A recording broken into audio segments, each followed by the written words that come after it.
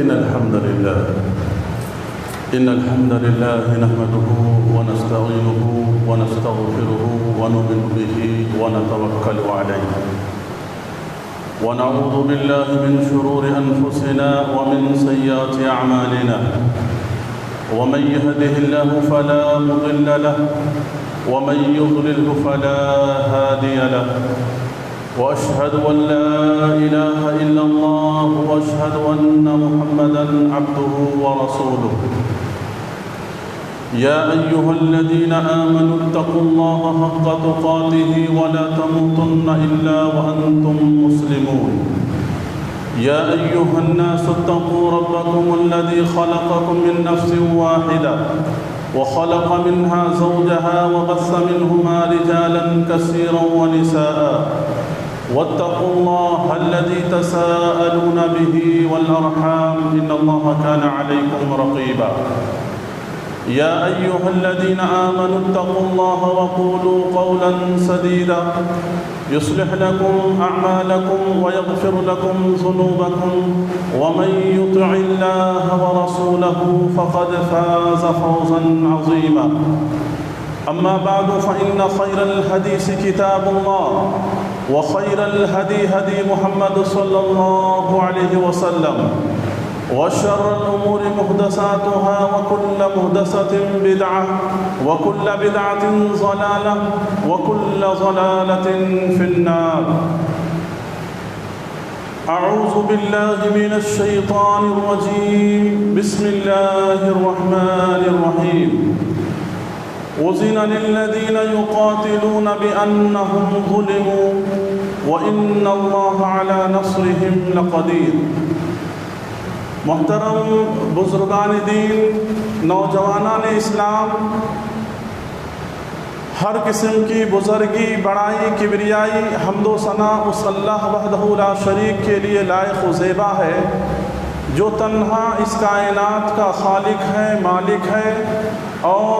ہر معاملے میں وہ یکتا ہے، اس کا کوئی شریک نہیں، اس کا کوئی ساجی نہیں۔ اس کے بعد تمام انبیاء کرام پر درود و سلام ہو، بالخصوص ہمارے اور آپ کے آخری نبی پر صلی اللہ علی نبینا محمد وآلہ واصحابہ اجمعین۔ محترم حاضرین جمعہ، آج کے اس خطبہ جمعہ میں جس موضوع کے تحت میں آپ لوگوں کے سامنے اس مختصر وقت میں کچھ گفتگو کرنے کے لیے اللہ کی توفیق سے کھڑا ہوا ہوں، اللہ کے فضل سے، وہ موضوع یہ ہے کہ آپ کے سامنے ہم کچھ ہمارے ملک ہندوستان کی کچھ تاریخ آپ کے سامنے ہم رکھنا چاہتے ہیں۔ آج 14 اگست ہے اور کل 15 اگست ہے۔ 15 اگست کی مناسبت سے جنگ آزادی میں مسلمانوں کا کیا کردار تھا، مسلمانوں کا کیا رول تھا، مسلمانوں نے کیسی کیسی قربانیاں دی ہیں اس ملک کو آزاد کرانے میں اور اس ملک کو خوبصورت بنانے میں، آج کی نسل جو ان تمام تاریخوں کو بھولتی جا رہی ہے، ان تاریخوں کو ان کے ذہنوں میں کم سے کم اس مناسبت سے، اس موقع سے ان کے سامنے ذکر کیا جائے تاکہ انہیں معلوم ہو کہ ہمارے اسلاف نے اس ملک کو آزاد کرانے میں انگریزوں کے ساتھ کیسی کیسی تکلیفوں کا سامنا کیا ہے اور کیسی کیسی قربانیاں انہوں نے دی ہیں۔ تو لہذا اسی مناسبت سے آج میرے خطبہ جمعہ کا موضوع ہے جنگ آزادی میں مسلمانوں کا کردار، مسلمانوں کا رول کیا تھا۔ آج ہم اسی چیز کو جاننے کی کوشش کریں گے۔ میرے بھائیوں، جب کبھی 15 اگست آتا ہے، اسی دن ہمارا ملک آزاد ہوا تھا، تو آپ دیکھتے ہوں گے کہ مختلف مساجد میں اور مختلف پروگرام کی شکل میں اور مختلف مقامات پر آج کے دن، اس دن کو یعنی 15 اگست کے دن کو ملک کے اندر خوشی منایا جاتا ہے۔ حکومتی سطح پر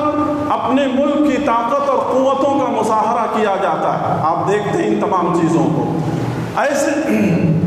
ایسے موقع پر جو مسلمان فریڈم فائٹر تھے، انہوں نے جو قربانیاں دی ہیں، آج ایک سازش کے تحت، آج ایک مکاری کے تحت آج تاریخ سے ان کے نام کو مٹایا جا رہا ہے، ختم کیا جا رہا ہے، تو آنے والی نسل یہ سمجھے گی کہ ہمارے آباء و اجداد نے کچھ قربانی ہی نہیں دیا۔ تو اس مناسبت سے ان تمام چیزوں کا میں آپ کے سامنے ذکر کرنے کی کوشش کروں گا۔ میرے بھائیوں، سب سے پہلی بات یہ ہے کہ اس تاریخ کو بیان کرنے کی ضرورت کیا ہے۔ ملک ہندوستان کے اندر مسلمانوں کا جو کردار ہے، مسلمانوں کا جو رول ہے، ان چیزوں کو بیان کرنے کا مقصد کیا ہے؟ مقصد میں سمجھا دیتا ہوں پہلے آپ کو، تاکہ آپ میری بات کو بآسانی سمجھ سکیں کہ ان باتوں کو بیان کرنا ضروری ہے اور ان تمام باتوں کی حقیقت اپنی جگہ پر مبنی ہے۔ لہذا سب سے پہلی بات تاریخ بیان کرنے کا یہ ہے کہ آنے والی نسل کو اسلاف کی قربانی یاد دلانا ہے۔ آنے والی نسل کو قربانی ہمارے اسلاف نے کیا دیا، کیسی قربانیاں دی، ان قربانیوں کا ذکر کر کے ان کے ذہنوں میں اس یاد کو تازہ کرنا ہے اور انہیں بتانا ہے کہ اس ملک میں ہم کوئی دوسرے نمبر کے انسان نہیں ہیں، یا اس ملک والوں نے ہمارے اوپر کوئی احسان نہیں کیا ہمیں رہنے دینے کے لیے، بلکہ ہم باقاعدہ طور پر اس ملک کے حقدار ہیں اور یہ ملک ہمارا ہے۔ ہم ایک ہندوستانی کے طور پر اس بات کو اپنے آنے والی نسل کو ہم آگاہ کرنے کے لیے بات کو بیان کرتے ہیں۔ پہلا پوائنٹ۔ دوسرا پوائنٹ یہ ہے کہ ہندوستان کی اس عظیم تاریخ کو بیان کرنے کا مقصد یہ ہے کہ مستقبل اس تاریخ کو یاد رکھے،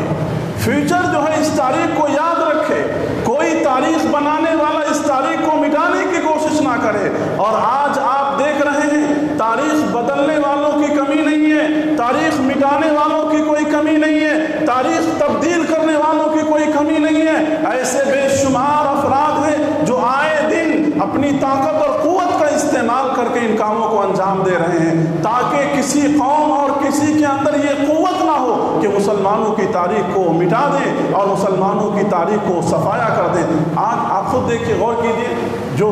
سلیبس ہے، سلیبس کے اندر جو ہسٹری پڑھائی جاتی ہے، ان ہسٹری کے اندر باقاعدہ طور پر مسلمان جو جنگ آزادی میں جنہوں نے قربانیاں دی تھی، آج ان کا سلیبس کے اندر سے ان کا پورا نام نکالا جا رہا، خاتمہ کیا جا رہا۔ اور کیوں؟ ان کا کہنے کا مقصد یہ ہے کہ بھائی سلیبس بہت زیادہ ہو رہی ہے، تو کیا صرف اور صرف انہی لوگوں کا نام نکالنے سے سلیبس کم ہو جائے گا؟ آج سلیبس کے نام پر اور مختلف قسم کے نام پر سمجھیے آج تاریخ کو مٹایا جا رہا اور تاریخ کو نکالا جا رہا۔ تو میرے بھائیوں، دوسرا مقصد یہ ہے کہ مستقبل اس تاریخ کو یاد رکھے۔ تیسرا مقصد یہ ہے بیان کرنے کا، جو اس ملک کے فرقہ پرست لوگ ہیں، نفرتوں کو پھیلانے والے، زہر اگلنے والے اور ہر وقت یعنی آپسی بھائی چارگی کو ختم کرنے والی جماعت، فرقہ پرستی جماعت، جو بار بار جن کے دلوں میں یہ خیال آتا ہے کہ مسلمان کو اسلام کا صفایا کر دیا جائے، مٹا دیا جائے اور اس ملک سے مسلمان کو مکمل طور پہ دربدر کر دیا جائے، اور جس کی صورت آپ نے ابھی دیکھی ہے NRC اور CAA کی شکل میں جو کوششیں کی جا رہی تھی۔ تو میرے بھائیوں، یہ سب جو خیالات ان کے دلوں میں پیدا ہو رہا ہے، ہم اس میسیج کے ذریعے سے ہم انہیں پیغام دینا چاہتے ہیں کہ اپنے دل و دماغ سے اس خیال کو نکال دو، اپنے دل و دماغ سے اس میسیج کو اور اس وہم کو نکال دو۔ میرے بھائیوں، یہ ملک مسلمانوں کے بغیر بے نور ہو جائے گا، یہ ملک مسلمانوں کے بغیر بے نور ہو جائے گا۔ یہ ہندوستان کی دھرتی مسلمانوں کے جانے پر اور مسلمانوں کے نہ رہنے پر مسلمانوں کو تلاش کرے گی کہ وہ مسلمان کہاں گئے جن مسلمانوں نے اپنی خون کی بازیاں لگا کر کے ہمیں سینچا ہے، ہمیں سنبھالا ہے اور ہمیں خوبصورت بنایا ہے۔ اس ملک کا آسمان مسلمانوں کو تلاش کرے گا کہ وہ مسلمان کہاں گیا جن کی قربانیوں کے ہزاروں نہیں، لاکھوں نہیں، ہم نے مناظر دیکھے ہیں، ہم نے ان کی قربانیوں کا ہم نے مشاہدہ کیا ہے۔ یہ آسمان تلاش کرے گی، یہ زمین تلاش کرے گی اس ملک کے ہندوستانی کو اور اس ملک کے مسلمانوں کو۔ تو میرے بھائیوں، بتانے کا مقصد یہ ہے کہ یہ بات اپنی جگہ پر حقیقت ہے، اس بات سے ہم انکار نہیں کرتے، اس بات سے ہم دو رائے نہیں رکھتے، یہ بات اپنی جگہ پر حقیقت ہے کہ اس ملک کی آزادی میں ہندو اور مسلمان دونوں نے حصہ لیا۔ ہندو اور مسلمان دونوں نے حصہ لیا۔ اس ملک کے جتنے بھی ہندوستانی تھے تمام کی تمام نے ملک کے آزادی کے لیے قربانیاں دی ہیں، اور اس میں کوئی شک نہیں ہے۔ ہم اس بات کا انکار نہیں کرتے ہیں، بلکہ انصاف کے ساتھ انہوں نے جو قربانی دی ہم اس کا بھی اعتراف کرتے ہیں، اور ہم یہی کہتے ہیں کہ تم مسلمانوں کی قربانیوں کا بھی اعتراف کرو انصاف کے ساتھ۔ میرے بھائیوں، جنگ آزادی کوئی 40 سال اور 50 سال کا معاملہ نہیں ہے۔ آپ کو معلوم ہونی چاہیے کہ جنگ آزادی تقریباً 200 سال پر محیط ہے۔ تقریباً 200 سال مسلمانوں نے اور اس ملک کے ہندوؤں نے اور اس ملک کے ہندوستانیوں نے جب لڑا تب جا کر کے یہ ملک آزاد ہوا۔ کوئی 40-50 سال کا قصہ نہیں ہے، 200 سال کوئی معمولی مدت نہیں ہے۔ لہذا جنگ آزادی کی شروعات ہوتی ہے باقاعدہ طور پر 1750 سے پہلے۔ کتنا؟ 1750۔ یہ تاریخ یاد رکھیے، آپ ہندوستان کی اس تاریخ کو یاد رکھیے، 1750 اس سے پہلے جنگ آزادی کی ابتدا ہوتی ہے، جنگ آزادی کی شروعات ہوتی ہے۔ اور انگریز اس ملک کے اندر سب سے پہلا ٹارگٹ جو تھا انگریزوں کا وہ مسلمان تھے۔ کیوں؟ اس لیے کہ انگریزوں نے تو مسلمانوں سے حکومت چھینی تھی، مسلمانوں سے سلطنت چھینا تھا۔ مسلمانوں نے یہاں پر 852 سال 852 سال مسلمانوں نے اس ملک پہ حکومت کیا ہے، اور ایسٹ انڈیا کمپنی کے نام پر انگریزوں نے مسلمانوں سے حکومت اور سلطنت چھینی تھی، جس کی وجہ سے انگریزوں کے لیے سب سے پریشانی کا سبب مسلمان ہی تھا، اور مسلمان ہی ان کا ٹارگٹ تھا، ان کا مقصد تھا۔ باقاعدہ طور پر آپ کو یہ بتاؤں میں یہ رپورٹ کہ ہٹلر اپنی کتاب کے اندر لکھتا ہے ہٹلر کہ مسلمانوں سے سب سے زیادہ انگریزوں کو تکلیف تھی، اور مسلمانوں کی 3 کتاب جس سے انگریز بہت ڈرتا تھا اور بہت پریشان رہا کرتا تھا ہر وقت، ایک تقویت الایمان جو شاہ اسماعیل شہید رحمۃ اللہ علیہ کی ہے، اور اسی طرح سے ایک ملفوظات احمد، اور تیسری کتاب وقایا، جس کا شرح سمجھے کتاب الجہاد، یعنی عقیدے کے موضوع پر لکھی گئی یہ کتاب تقویت الایمان۔ اس کتاب کے اندر کوئی جہاد کی بات نہیں ہے اور کسی بھی طرح کی کوئی بات نہیں ہے، بلکہ اس کتاب کے اندر صرف عقیدہ توحید کا ذکر ہوا ہے، شرک کا ذکر ہوا ہے، بدعات کا ذکر ہوا ہے۔ تو انگریزوں کے ذہن میں یہ بات تھا کہ مسلمان جو کہ ایمان اور عقیدے میں مضبوط ہوتے ہیں وہ دنیا میں کسی سے ڈرتے نہیں، وہ کسی سے خوف نہیں کھاتے ہیں۔ اس لحاظ سے ان کو اس بات کا ڈر تھا کہ وہ ہمارا کچھ بھی کر سکتے ہیں، ہمارے لیے کچھ بھی کرنے کو تیار ہیں، لہذا وہ مسلمان سے خوف کھاتے تھے اسی وجہ سے۔ میرے بھائیوں، مزید آگے ہم بڑھتے ہیں کہ ہندوستان کی جنگ آزادی کی جو روح پھونکی گئی سب سے پہلے اس ملک کے اندر شاہ ولی اللہ محدث دہلوی رحمۃ اللہ علیہ، انہوں نے سب سے پہلے ہندوستان کے اندر باقاعدہ طور پر جنگ آزادی کی جو ایک ولولہ ہوتا ہے، جنگ آزادی کی جو روح ہوتی ہے، لوگوں کو جو بیدار کرنا یہ ہوتا ہے، سب سے پہلے شاہ ولی اللہ محدث دہلوی نے رحمۃ اللہ علیہ نے اس کام کو انجام دیا۔ ہاں، یہ بات ہے کہ غیروں نے بھی اس ملک کی آزادی میں حصہ لیا، لیکن آپ تاریخ پڑھیں گے تو آپ کو معلوم ہوگا کہ تقریباً اس ملک کی آزادی کا جو کمانڈرنگ ہوتا ہے یعنی قائدانہ صلاحیت اور قائدانہ قوت جو ہوتا ہے مسلمانوں نے استعمال کیا، اور ایک قائد کی حیثیت سے، ایک لیڈر کی حیثیت سے، ایک رہنما کی حیثیت سے ہر جگہ پر مسلمانوں نے اس کام کو انجام دیا۔ اور شاہ ولی اللہ محدث دہلوی رحمۃ اللہ علیہ کے انتقال کے بعد انہوں نے باقاعدہ اس جھنڈے کو بلند کرنے کے لیے اپنے بیٹے کو وراثت میں ان چیزوں کو چھوڑ کر کے گئے، اور اس کے بعد ان کے بیٹے عبدالعزیز محدث رحمۃ اللہ علیہ، جنہوں نے سب سے پہلے اس ہندوستان میں انگریزوں کے خلاف جنگ آزادی کے موقع پر انہوں نے فتویٰ دیا تھا جہاد کا، سب سے پہلے عبدالعزیز رحمۃ اللہ علیہ جنہوں نے سب سے پہلے اس چیز کا فتویٰ دیا۔ اور اسی طرح سے باقاعدہ طور پر مرشد آباد اور بنگال کے اندر 1750 پر 3 میں 1750 پر 3 میں سراج الدولہ کے نانا علی وردی نے انہوں نے باقاعدہ طور پر جنگ آزادی کی روح انہوں نے پھونکی بنگال اور اس کی اطراف اور اکناف میں، اور اسی طرح سے باقاعدہ طور پر 1799 کے اندر جنوبی ہند کے اندر ٹیپو سلطان رحمہullah ان کے والد حیدر علی نے اس علم کو سنبھالا اور انگریزوں سے انہوں نے لوہا لیا۔ اس کے بعد باقاعدہ طور پر 1825 میں باقاعدہ طور پر پورے ہندوستان کے اندر تحریک شہیدین کے بعد پوری ہندوستان کے اندر مکمل طور پر انگریزوں کے خلاف آوازیں بلند ہونے لگی اور باقاعدہ طور پر تحریک جنگ آزادی کی شروعات ہو گئی اور ہر ہندوستانی کے اندر اس چیز کا جذبہ باقاعدہ طور پر آ گیا کہ انگریزوں سے ہمیں آزاد ہونا ہے اور انگریزوں کو اس ملک کو خالی کرنے پر مجبور کرنا ہے۔ باقاعدہ طور پر 1825 کے بعد باقاعدہ طور پر پورے ملک کے اندر یہ ماحول بن گیا۔ میرے بھائیوں، ہم نے ہمیشہ اپنوں سے دھوکہ کھایا ہے، اس ملک کی آزادی تقریباً 150 سال پہلے اس ملک کی آزادی ہو گئی ہوتی، ابھی تقریباً 70-75 سال اس ملک کو آزاد ہو کر کے ہوا ہے، تقریباً ہم 100-150 سال پہلے آزاد ہو گئے رہتے یہ ملک، لیکن ہمارے اپنوں نے کیا کیا؟ غیروں سے ہاتھ ملایا اور اپنوں نے ہماری بغاوت کرنے کی وجہ سے ہم لوگ پیچھے ہو گئے اور یہ ملک باقاعدہ طور پر غلامی کے اندر اتنی لمبی مدت گزارا۔ باقاعدہ طور پر آپ دیکھیے بنگال کے اندر اگر سراج الدولہ کے ساتھ میر جعفر بغاوت نہیں کرتا، انگریزوں سے ہاتھ نہیں ملاتا، اور کرناٹک کے اندر ٹیپو سلطان کے خلاف میر صادق اگر مخالفت نہیں کرتا، بغاوت نہیں کرتا اور انگریزوں سے اپنا ہاتھ نہیں ملاتا تو یہ ملک کب کی آزاد ہو گیا ہوتا میرے بھائیوں۔ لیکن ان غداروں کی وجہ سے، ان منافقوں کی وجہ سے باقاعدہ طور پر اس قدر غلامی کا لمبا مدت اور اس قدر غلامی کا مرحلہ بڑھتا گیا اور اس طرح سے ملک کو سمجھیے اور زیادہ غلامی کے اندر زندگی گزارنے پر ان منافقوں کی وجہ سے مجبور کیا گیا۔ میرے بھائیوں، یہ جو بات آپ کے سامنے بیان کیا میں، آپ اس بات کو اپنے ذہن کے اندر رکھیں کہ یہ ملک ایسی ہی منزل تک، آزادی کی منزل تک نہیں پہنچ گیا، بلکہ اس ملک کو آزاد کرنے کے لیے باقاعدہ طور پر خون کی ندیاں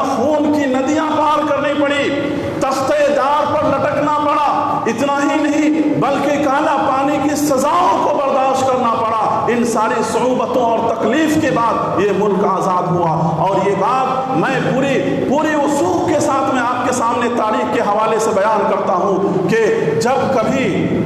ہندوستان کی تاریخ کا بیان ہوتا ہے، جنگ آزادی کی تاریخ کا بیان ہوتا ہے، وہاں پر علماء صادق پور کی تاریخ کو بیان اگر نہ کیا جائے تو ہندوستان کی تاریخ مکمل نہیں ہوگی۔ علماء صادق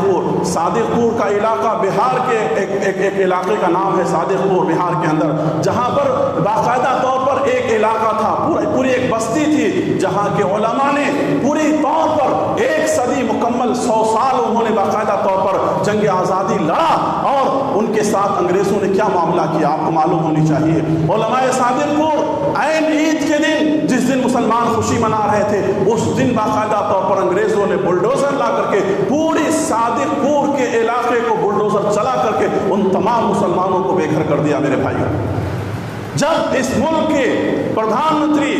نہرو بنے تھے، پنڈت جواہر لال نہرو، انہوں نے اس وقت جب سفر کیا تھا اپنا، تو انہوں نے علماء صادق پور کا تذکرہ کرتے ہوئے انہوں نے کہا تھا، کیا کہا تھا؟ تاریخ کے اندر آج بھی یہ جملہ موجود ہے۔ پنڈت جواہر لال نہرو نے کہا کہ اگر جنگ آزادی کی قربانیوں کو 2 پلڑوں میں رکھا جائے، ترازو کے 2 پلڑوں میں رکھا جائے، تو اگر علماء صادق پور کی قربانی کا ایک پلڑا جو ہوگا وہ پلڑا سب سے بھاری ہو جائے گا۔ میرے بھائیوں، پوری بستی کے لوگوں کو انگریزوں نے تباہ و برباد کر دیا۔ اتنا ہی نہیں بلکہ وہاں کے علماء کو باقاعدہ طور پر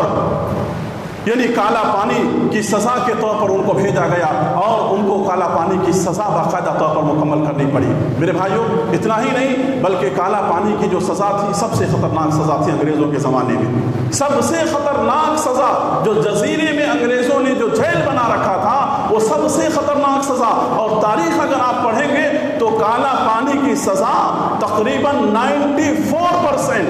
مسلمانوں کو دیا گیا، اور مسلمانوں میں بھی علماء اہل حدیث، بڑے بڑے علماء، جن علماء کو باقاعدہ طور پر کالا پانی کی سزا دی گئی 94%، اور 4% या 6% समझिए गैरों को ये सज़ा दी गई, लेकिन मुसलमान इस मामले से पीछे नहीं हटे। काला पानी की सज़ा को देख करके हर कोई बर्दाश्त नहीं कर पाया इस सज़ा को। तो बाकायदा तौर पर आपको मालूम होनी चाहिए कि एक जो जंग आज़ादी में बड़ा नाम आता है वीर सावरकर का,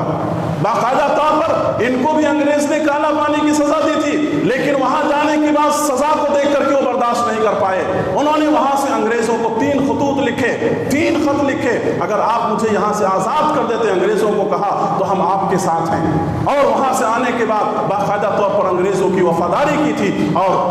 गांधी की मुखालिफत की थी बाकायदा तौर पर। तो बहुत सारे ऐसे लोग थे जिन्होंने वहाँ की सज़ाएँ देख करके अंग्रेज़ों की वफादारी करने पर तैयार हो गए थे, लेकिन उलमा और मुसलमान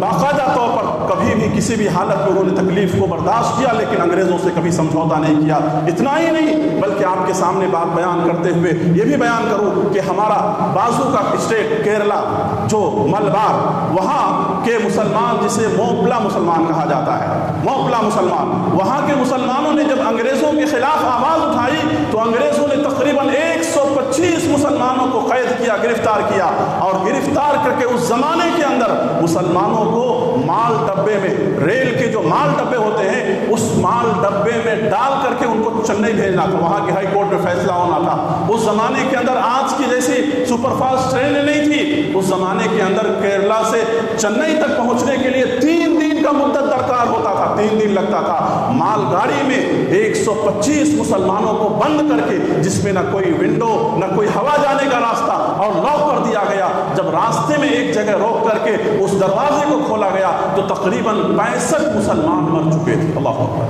65 मुसलमान मर चुके थे, और उसमें जो कुछ बचे हुए थे, जो बचकर वहां तक पहुंचे हाई कोर्ट में, तो हाई कोर्ट ने आधे लोगों को मौत की सजा सुनाई, फांसी की सजा सुनाई, और आधे लोगों को बाकायदा तौर पर काला पानी की सजा सुनाई गई। तो वहां पर उन्होंने काला पानी की सजा वो पाने के लिए वहां पर गए।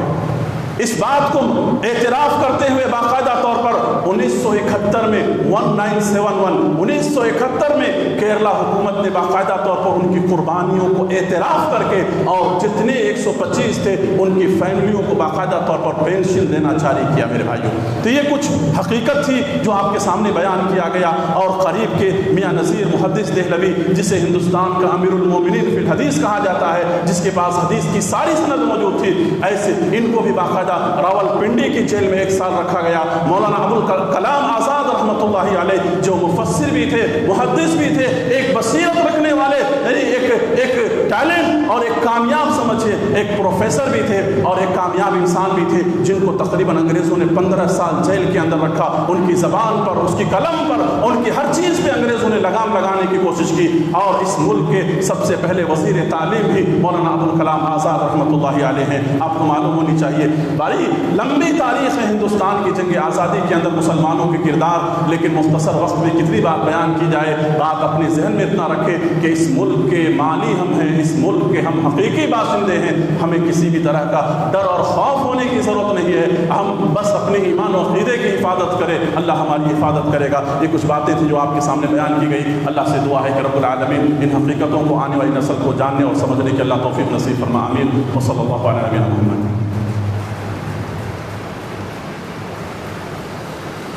अल्हम्दुलिल्लाह वस्सलातु वस्सलामु अला रसूलिल्लाह अम्मा बाद। क़ाल तआला इन्नल लज़ीना युज़ूना अल्लाह व रसूलहु लअनहुमुल्लाहु फ़िद दुनिया वल आखिरह व अ'द्दा लहुम अज़ाबन मुहीना। मेरे भाइयों, अभी 11 तारीख को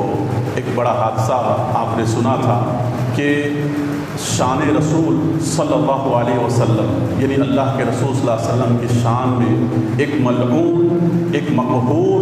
और एक खबीसुन नफ्स इंसान ने अल्लाह के रसूल सल्लल्लाहु अलैहि वसल्लम की शान में एक बहुत ही गंदी और बहुत ही गलत चीज़ उसने पोस्ट किया था। यकीनन नबी की शान में जब कोई गुस्ताखी होती है तो मोमिन तरफ जाता है, तरफ उठता है। अल्लाह ताला ने खुद कुरान मजीद सूरह अहज़ाब आयत नंबर 57 के अंदर बयान फरमाया कि जो लोग अल्लाह और उसके रसूल सल्लल्लाहु अलैहि वसल्लम को तकलीफ़ देते हैं, उनकी शान में गुस्ताखियाँ करते हैं, अल्लाह ताला ने कहा लाअनहुमुल्लाह,